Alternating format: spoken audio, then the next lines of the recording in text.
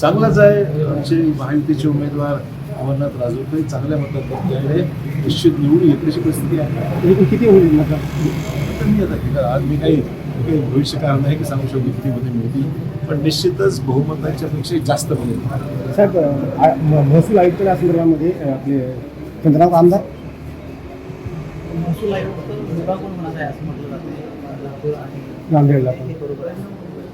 हे असं माझ्याकडे अधिकृत काहीच माहीत नाही. असं काही लातूरचे सहकारी जे आहेत आमदार हे तोडगा काढण्याच्या मनस्थितीमध्ये आहेत आणि तोडगा काढायची त्यांची इच्छा असेल तर आम्ही सुद्धा प्रतिसाद नक्की देऊ.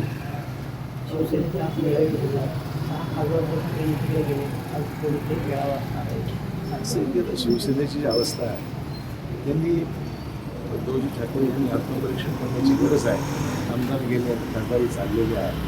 ही अवस्था पक्षातील जे अंतर्गत जे विषय आहेत ते उफाळून आल्यामुळे घडतात. एकूण जर बघितलं की विरोधक एकनाथ शिंदेच्या विरोधक म्हणून अनेक खासदारांना किंवा भाजपचे विरोधक म्हणून निवडून दिलं होतं. ही लोकांच्या मतांची फसवणूक होती असं वाटत नाही का? असं राजकीय परिस्थितीनुसार जे काही निर्णय झाले असतील आता लोकांना काय वाटतं हा विषय 4 वर्षांतरच कळेल. आज मी काही भाकीत करू शकत नाही. एका विशिष्ट परिस्थितीमध्ये लोकांनी निवडून दिलं ही गोष्ट खरी आहे. आजचा राजीनामा त्यांचा किंवा आजचा त्यांचा पक्षांतर किंवा पक्ष गटवेळा स्थापन करण्यासंदर्भात जो निर्णय झालेला आहे तो त्यांचा हा पर्सनल विषय आहे आणि पक्षांतर्गत विषय आहे.